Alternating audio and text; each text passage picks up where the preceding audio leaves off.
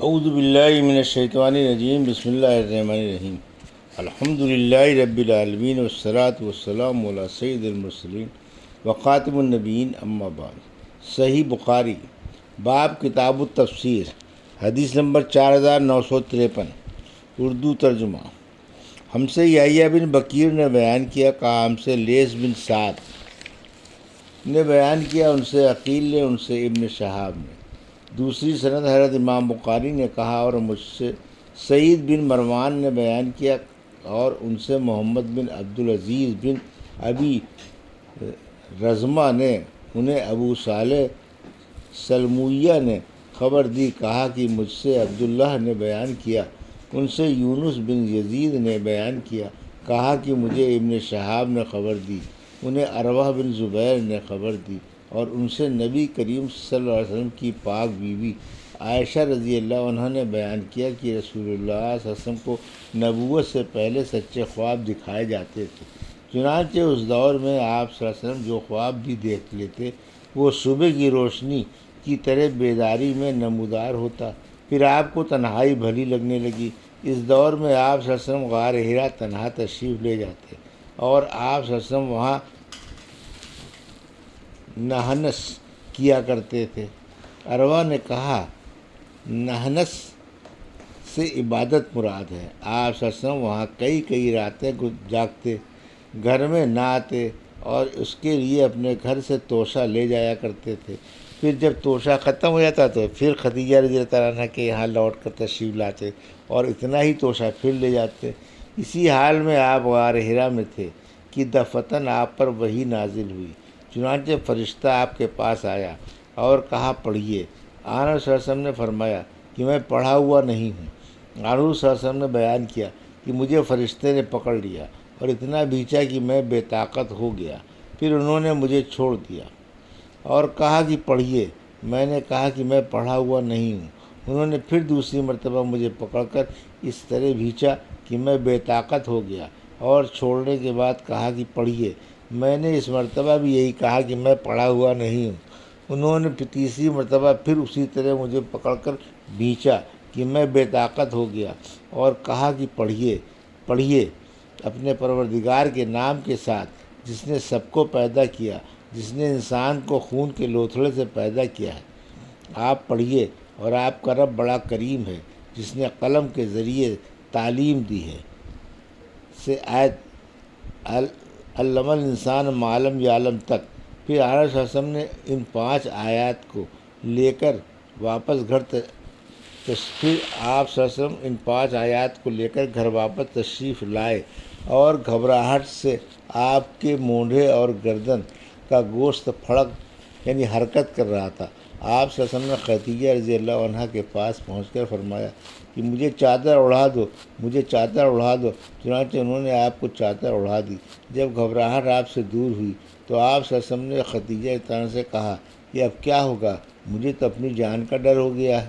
پھر آپ صلی اللہ علیہ وسلم نے سارا واقعہ انہیں سنایا۔ خدیجہ رضی اللہ عنہا نے کہا، ایسا ہرگز نہ ہوگا، آپ کو خوشخبری ہو، اللہ کی قسم اللہ آپ کو کبھی رسوا نہیں کرے گا۔ اللہ کی قسم آپ تو صلہ رحمی کرنے والے ہیں، آپ ہمیشہ سچ بولتے ہیں، آپ کمزور و ناتواں کا بوجھ خود اٹھا لیتے ہیں، جنہیں کہیں سے کچھ نہیں ملتا وہ آپ صلی اللہ علیہ وسلم کے یہاں سے پا لیتے ہیں، آپ مہمان نواز ہیں، اور حق کے راستے میں پیش آنے والی مصیبتوں پر لوگوں کی مدد کرتے ہیں۔ پھر خدیجہ رضی اللہ عنہا آن صلی اللہ علیہ وسلم کو لے کر ورقہ بن نوفل کے پاس آئیں۔ وہ خدیجہ رضی اللہ عنہ کے چچا اور آپ صلی اللہ علیہ وسلم کے والد کے بھائی تھے۔ وہ زمانہ جاہلیت میں نصرانی ہو گئے تھے اور عربی لکھ لیتے تھے۔ جس طرح اللہ نے چاہا انہوں نے انجیل بھی عربی میں لکھی تھی۔ وہ بہت بوڑھے تھے اور نابینا ہو گئے تھے۔ خدیجہ رضی اللہ عنہ نے ان سے کہا، چچا اپنے بھتیجے کا حال سنیے۔ ورقہ نے کہا، بیٹے تم نے کیا دیکھا ہے؟ آپ صلی اللہ علیہ وسلم نے سارا حال سنایا جو کچھ آپ نے دیکھا تھا۔ اس پر ورقہ نے کہا، یہی وہ ناموس یعنی حضرت جبرائیل ہے جو حضرت موسیٰ علیہ السلام کے پاس آتے تھے۔ کاش میں تمہارے نبوت کے زمانے میں جو جوان اور طاقتور ہوتا، کاش میں اس وقت تک زندہ رہ جاتا۔ پھر ورقہ نے کچھ اور کہا کہ جب آپ کی قوم آپ کو مکے سے نکالے گی۔ آپ صلی اللہ علیہ وسلم نے پوچھا کیا واقعی یہ لوگ مجھے مکے سے نکال دیں گے؟ ورقہ نے کہا ہاں، جو دعوت آپ لے کر آئے ہیں اسے جو بھی لے کر آیا تو اس سے عداوت ضرور کی گئی۔ اگر میں آپ کی نبوت کے زمانے میں زندہ رہ گیا تو میں ضرور بھرپور طریقے پر آپ کا ساتھ دوں گا۔ اس کے بعد ورقہ کا انتقال ہو گیا اور کچھ دنوں کے لیے وحی کا آنا بھی بند ہو گیا۔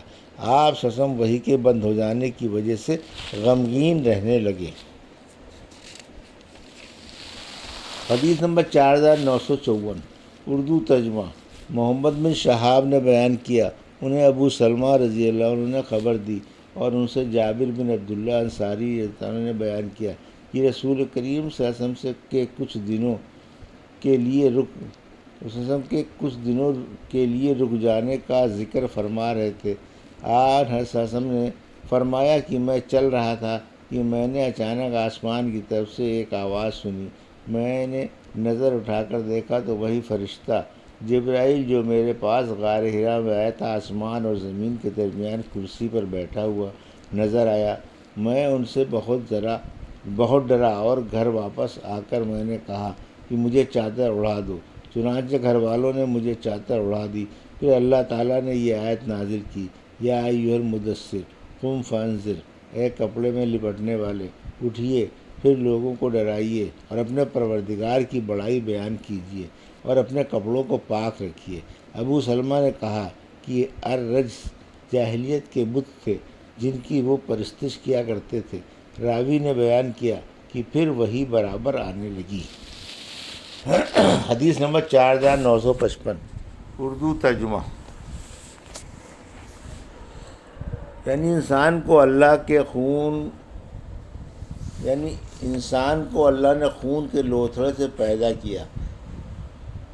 ہم سے ابن بکیر نے بیان کیا، کہا ہم سے لیث بن سعد نے بیان کیا، ان سے عقیل نے بیان کیا، ان سے ابن شہاب نے، ان سے عروہ نے اور ان سے عائشہ رضی اللہ عنہ نے بیان کیا کہ شروع میں رسول کریم صلی اللہ علیہ وسلم کو سچے خواب دکھائے جانے لگے۔ پھر آپ کے پاس فرشتہ آیا اور کہا کہ آپ پڑھیے اپنے پروردگار کے نام کے ساتھ جس نے سب کو پیدا کیا ہے، جس نے انسان کو خون کے لوتھڑے سے پیدا کیا ہے۔ آپ پڑھا کیجئے اور آپ صلی اللہ علیہ وسلم کا پروردگار بڑا کریم ہے۔ حدیث نمبر 4956 اردو ترجمہ۔ اللہ تعالیٰ کا ارشاد، آپ صلی اللہ علیہ وسلم پڑھا کیجئے اور آپ کا رب بڑا ہی مہربان ہے۔ ہم سے عبداللہ بن محمد نے بیان کیا، انہوں نے کہا ہم سے عبدالرزاق نے بیان کیا، انہوں نے کہا ہم کو معمر نے خبر دی، انہیں زہری نے دوسری سند اور لیث نے بیان کیا کہ ان سے عقیل نے بیان کیا، ان سے محمد نے بیان کیا، انہیں عروہ نے خبر دی اور انہیں حضرت عائشہ رضی اللہ عنہ نے کہ رسول کریم صلی اللہ علیہ وسلم کی نبوت کی ابتدا سچے خوابوں سے کی گئی اور کہا کہ آپ صلی اللہ علیہ وسلم پڑھیے اور اپنے پروردگار کے نام کی مدد سے جس نے سب کو پیدا کیا ہے، جس نے انسان کو خون کے لوتھڑے سے بنایا، آپ پڑھا کیجیے اور آپ کا پروردگار بڑا کریم ہے جس نے قلم کو ذریعہ تعلیم بنایا۔ حدیث نمبر 4957 اردو ترجمہ۔ ہم سے عبداللہ بن یوسف نے بیان کیا، کہا ہم سے لیث بن سعد نے بیان کیا اور ان سے عقیل، ان سے ابن شہاب نے بیان کیا، انہوں نے عروہ سے سنا، ان سے حضرت عائشہ رضی اللہ عنہ نے بیان کیا کہ پھر رسول کریم صلی اللہ علیہ وسلم خدیجہ رضی اللہ عنہ کے پاس واپس تشریف لائے اور فرمایا کہ مجھے چادر اڑا دو، مجھے چادر اڑا دو۔ پھر آپ نے سارا واقعہ بیان کیا۔